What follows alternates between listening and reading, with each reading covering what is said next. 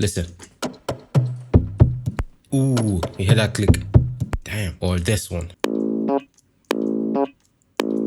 Yeah, annoying. I've received a lot of records for mixing in recent times with clicks in the audio files, and it's very annoying. So I'm going to show you how to remove those clicks with Izoptope Spectral editor. In this video, I'm going to show you how to do it in Logic, and then I'll make another video to show you how to do it in Pro Tools. And to the best of my knowledge, I don't think you can do this in FL Studio. Right, but it's very simple, so let's jump right into it real quick. There are two ways to do this in Logic Pro X. Now, the first way is to insert the RX10 Spectral Editor plugin on your track, but it has to be the first plugin on the track. And also you have to make sure you're using the ARA version of the plugin, as you can see here. Right, ARA simply means audio random access. It's basically an extension for audio plugin interfaces such as AU, VST, RTAS, and it allows them to exchange a greater amount of audio information with your DAW, basically. So once you've done that, you're going to open up the plugin, select clip, press play to get started, and that's what we're going to do. So this is our clip, right? The drum roll. We're going to select that and play. As you can see now, we have the spectral information of our clip. All of these shiny lines are basically the sound, as you can see. So bam, bam, bam, bam, bam.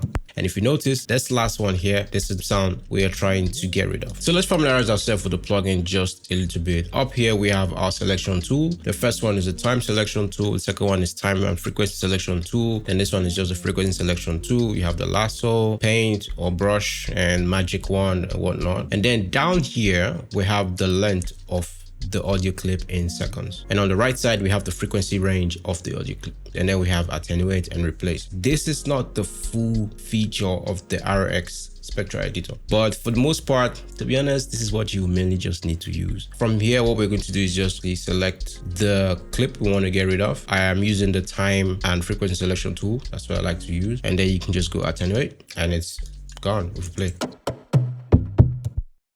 But there are also some more advanced controls within this plugin that we can use to get a more cleaner sound, if you will. So we can go down here and click, and then you see we have all of these options for strength, region, width, and direction. Strength is how much attenuation or how strong you want the attenuation to be. The region helps you to select how much of the surrounding audio clips you want to be affected. Weight is more or less like makeup gain. As you can see, it says give more weight to the surrounding audio before or after the selection, essentially. And then direction is just as it says here. Material to the left and to the right of your selection is used for repair. If you select this one, it will take material from every side, up, down, left, right. And if you come here, it will take material from up and down, basically. So that's it. But quick side note, this method will not work if you have an M1 MacBook, except you open Logic using Rosetta mode. To do that, it's actually quite simple. Go to your applications folder, right click, go to get info where it says open using Rosetta. You just select that, and next time when you open Logic, it will open using Rosetta, and you can use this method to remove clicks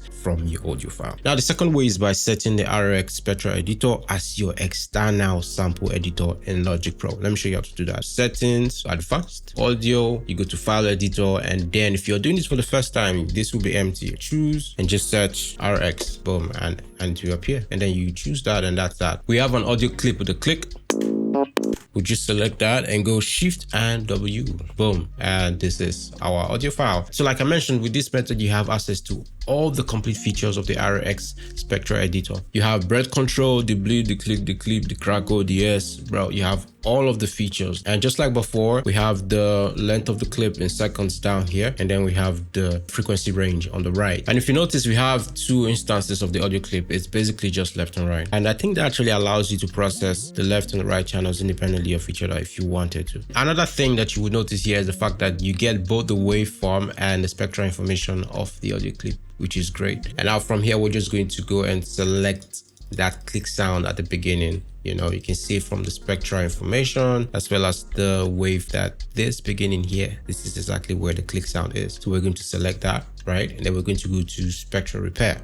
And then we can select the strength, the weight, and everything else that we want to do. And then we're going to hit render. And as you can see, that click sound is gone. But that's not all. The next thing we're going to do is Command S to save, which is going to save this edit into our DAW. And now if we play the sound, click sound is gone. No more click sound.